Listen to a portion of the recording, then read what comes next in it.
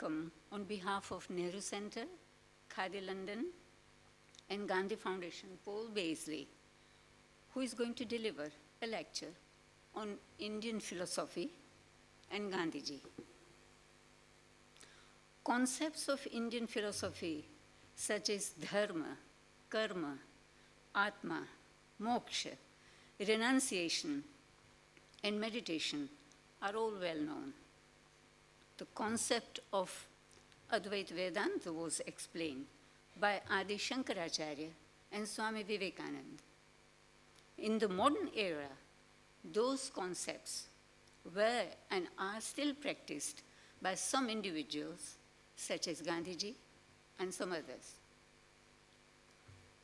Paul perceives Indian philosophy in its true form and interprets in a broader sense, which is evident in his narrations of the audiobooks of Bhagavad Gita, Upanishads, Dhammapada, and book Gandhi the Man, written by Eknath Easwaran.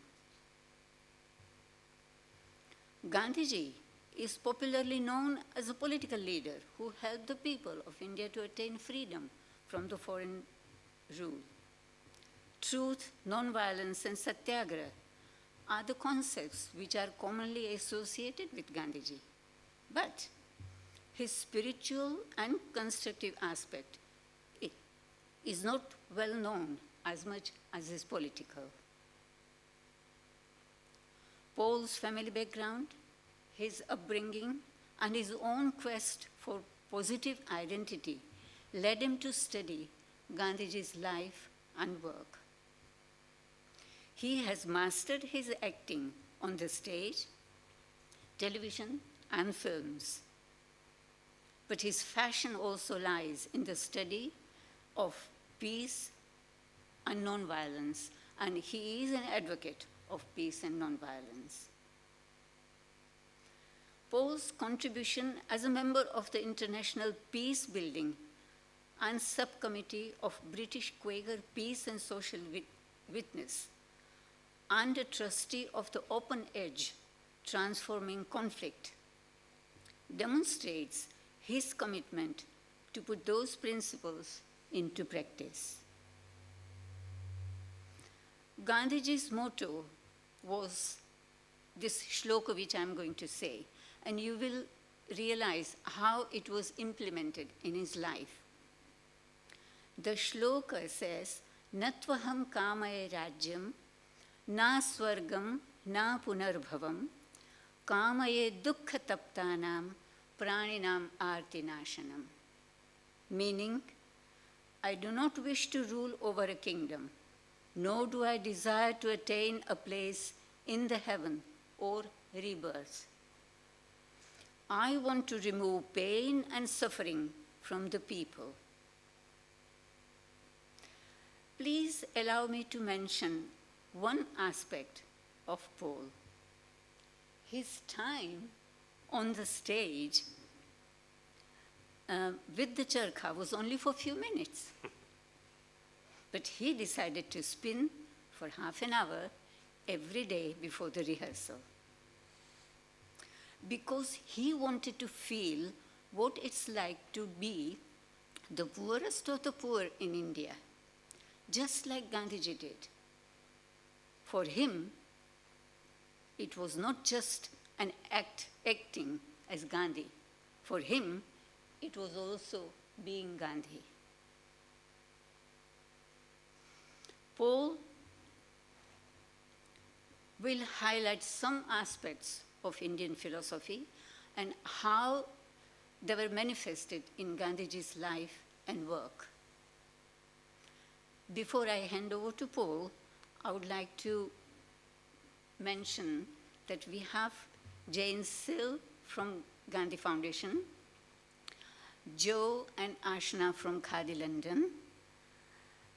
Khadi London is a not-for-profit knowledge hub specializing in regenerative fibers and textiles.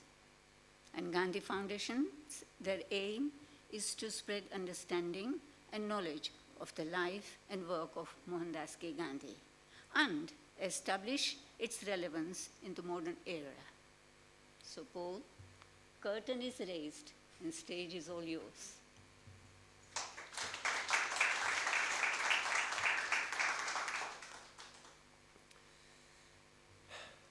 Thank you, Asha. Strangely enough, because I'm a trustee of this charity, Open Edge, Transforming Conflict, I was asked to go on BBC News this evening to comment on the defacement of Gandhi's statue today. And I said, I'm afraid I can't because I have a prior engagement discussing Gandhi and his philosophy. But if I'd been on, I think I'd have said, I think Gandhiji would be delighted that he's still causing so much mischief in the world, and would like to talk to the people who did it and have a good discussion with them. He was always delighted when people disagreed with him.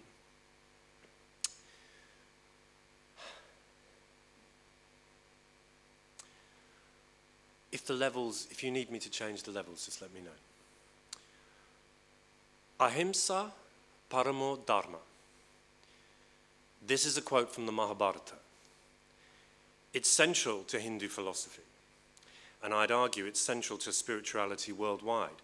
It is the underpinning of the golden rule across religious traditions. We are one. Therefore, love your neighbor as yourself. Ahimsa paramo dharma. Non-violence is the highest dharma.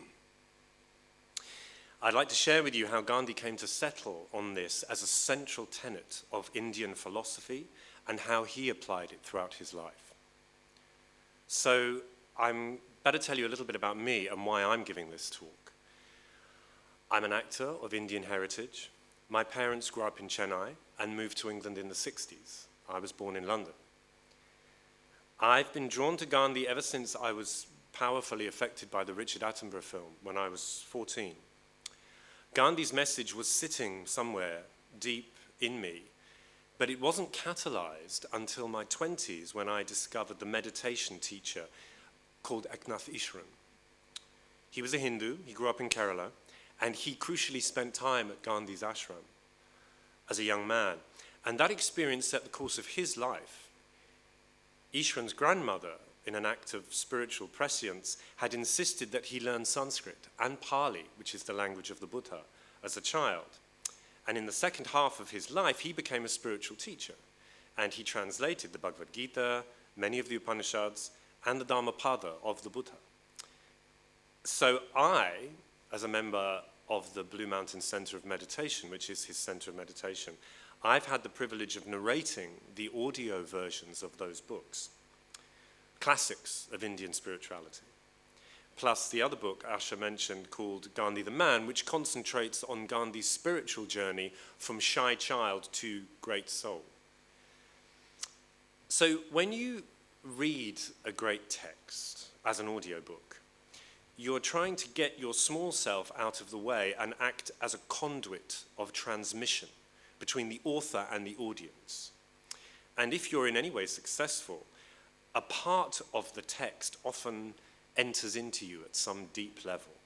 And no more so than when the text is a profound spiritual text, a great scripture that has been read and memorized and repeated countless times over the centuries.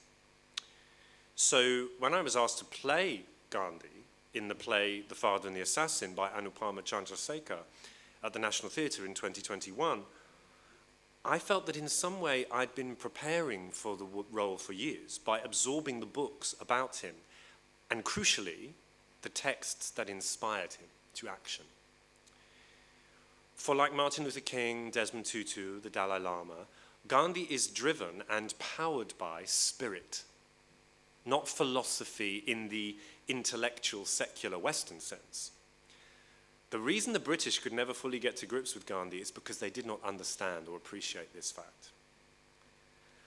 I feel that understanding Indian philosophy is the only way to fully understand Gandhi, what drove him, and why his tactics and actions were often mystifying to his opponents and his allies alike.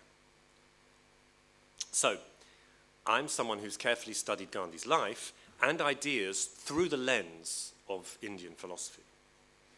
And by Indian philosophy, I do not just mean Hinduism. Gandhi was deeply influenced by Buddhism, Jainism, and although Islam, Christianity, and Zoroastrianism didn't generate themselves in India, India absorbed them and gave them a distinctly different flavor as practiced by the believers in that country. Think of someone like Badshah Khan. He was a key ally of Gandhi in the frontier province of the Pashtuns, who was a Muslim, or someone like Mother Teresa of Calcutta. To give an example of how central Indian philosophy was to Gandhi, I'm going to read you a passage from Gandhi the Man by Eknath Easwaran. Now, this passage tells of the first time that Easwaran managed to get the train to Gandhi's ashram. He was a young man. And when he arrived, Gandhi had been in high-level talks all day. And when the Mahatma finally emerged, Easwaran thought he would look exhausted or weighed down by these mighty events that were happening around him. But what he saw amazed him. Gandhi emerged looking relaxed and energized. He was laughing and joking with those around him. He invited all of those who waited for him to accompany him on his evening walk. But most could not keep up with this little man in his 70s. Now I'll read directly from his account. After the walk, it was time for Gandhi's prayer meeting.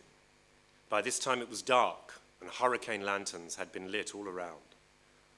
Gandhi sat straight with his back against a tree, and I managed to get a seat close by where I could fix my whole heart on him. A Japanese monk opened with a Buddhist chant. Then a British lady began one of Gandhi's favorite hymns, Lead Kindly Light. Gandhi had closed his eyes in deep concentration, as if absorbed in the words. Then his secretary, Mahadev Desai, began to recite from the Bhagavad Gita. In the verses being recited, the warrior prince Arjuna, who represents you and me, asks Sri Krishna, the Lord of love within, how one can recognize a person who is aware of God every moment of his life. And Sri Krishna replies, they live in wisdom who see themselves in all and all in them, whose love for the Lord of love has consumed every selfish desire and sense craving tormenting the heart. Not agitated by grief or hankering after pleasure, they live free from lust and fear and anger. Fettered no more by selfish attachments, they are not elated by good fortune or depressed by bad. Such are the seers. As Arjuna's opening question reverberated through the night air, Gandhi became absolutely motionless. His absorption was so profound that he scarcely seemed to breathe, as if he had been lifted out of time. Suddenly, the Gita's question, tell me of those who live established in wisdom, became a living dialogue. I wasn't just hearing the answer, I was seeing it. I was looking at a man who, to the best of my knowledge, fulfilled every condition the Gita lays down. So, let's go back to the early years of Gandhi's life and see how this transformation took place. By his own admission, Gandhi was a shy, timid, unambitious child. He was terrified of snakes and ghosts, but he was also completely enveloped in an India that was deeply spiritual in all its aspects, from the highest to the lowest classes. Gandhi tells the story of his ayah giving him the mantra Rama to protect him from his night terrors. So even before he was thinking of Indian philosophy, it was working on him in some deep experiential level. The mantra is actually used in all faiths. You think of Allahu Akbar, Hail Mary, Om Mani Padme Hum, but it is used widely and openly in India. Swami Ramdas, not the American Ramdas, says, name is the path, name is the goal, name is the means, name is the end, name is the truth, name is God. That's the mantra. The great thing about the mantra is that it takes no education. An illiterate person can use it. A small child can use it, as Gandhi did. Gandhi said, the mantra becomes one's staff of life and carries one through every ordeal. It is no empty repetition. Each repetition is like a step on a long journey. And of course, when Gandhi was shot, the last words that came from his mouth were Rama, from his childhood. It was a blessing. Indeed, the India of Gandhi's childhood was experiencing the electrifying effect on Hinduism that Sri Ramakrishna was producing, both in his lifetime and even more so later in the work of his great disciples like Swami Vivekananda, who, along with Gandhi, was responsible for showing the West the power of Indian philosophy. Gandhi was completely unexceptional at school and trained to be a lawyer through not knowing what else to do. He was not very good. He had no luck getting work in India, so his brother paid for him to go to London to train at the bar.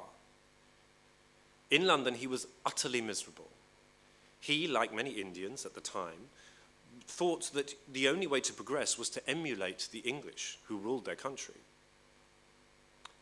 It was here that Gandhi started to absorb the Christian message and realized that Christ's exhortation to do unto others as you would have them do unto you was in accordance with much Indian philosophy. Gandhi started to try to reduce his terrible loneliness and feelings of impotence by engaging in service, but without much success. He tried his hand at social reform through the Vegetarian Society in London, but he was clumsy and tongue-tied in English company. He hadn't yet found a unifying theme for his efforts. But, ironically, he started to study the Bhagavad Gita, which he had taken for granted in India, and he started to study it in English with his English friends. He began to call it his spiritual reference book, and he said this about it: "What effect this reading of the Gita had on my friends, only they can say. But to me, the Gita became an infallible guide of conduct. It became my dictionary of daily reference. I turned to this dictionary of conduct for a ready solution of all my troubles and trials. Words like aparigraha, non-possession, and samabhava, equability, gripped me. How to cultivate and preserve that equability was the question. By the time he returned to India, he was fully qualified, but still diffident and unsure of himself. Having no luck getting work back home, he took an unpromising dispute case in South Africa. It was here that the real spiritual transformation took place. Through shocks to his system, like the infamous moment when he was thrown off the train at Maritzburg because he refused to leave first class because of his color, even though he had a ticket. Through these kind of experiences, he started to have to dig deep into his inner resources. Selfless service became an obsession of his. For as the Gita says, engage yourself in selfless service of all creatures, for selfless service can lead at last to me. He started to take the term aparigraha literally. He began to simplify his life in order to give more and more to others. He created an ambulance corps during the Boer War. He started to work for the needs of the poorest in the Indian community in South Africa.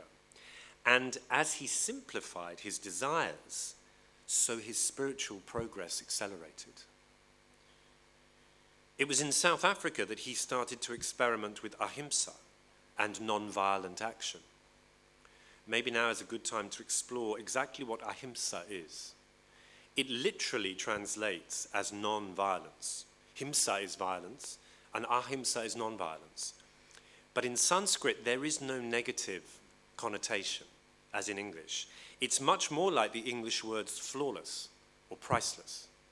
It's a negative denoting something wholly positive. And it means much more than a lack of physical violence. it indicates a state in which all violence of deed, word, and crucially thought are removed. A total lack of ill will towards its subject. An admission that all of life is literally one.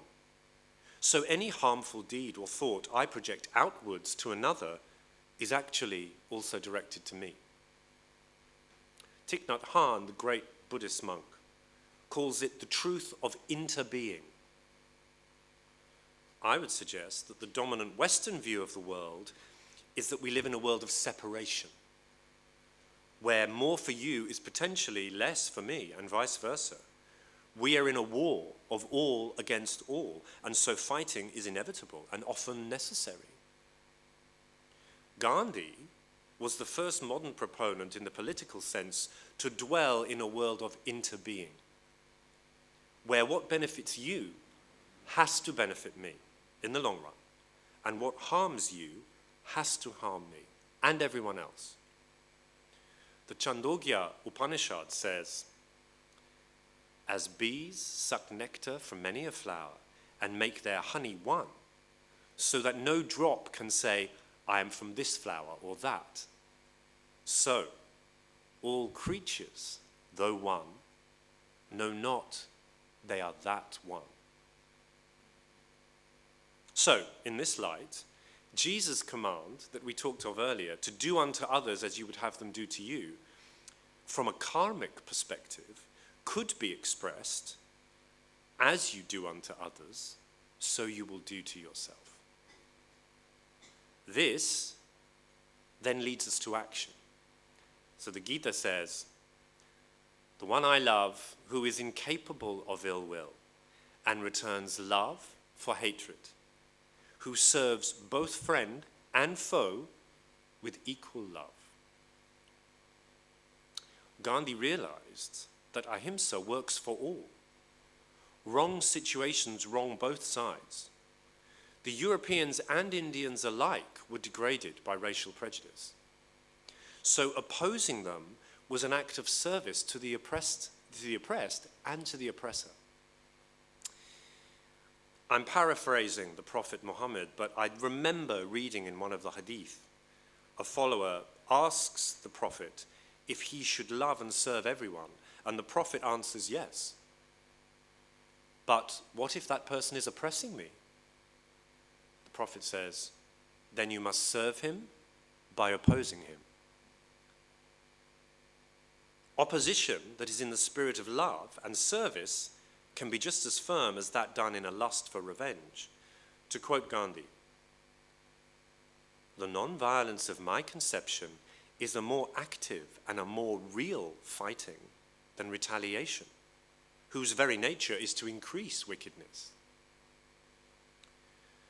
An extraordinary and moving prayer for me by Swami Shivananda, who was another disciple of Sri Ramakrishna, goes like this.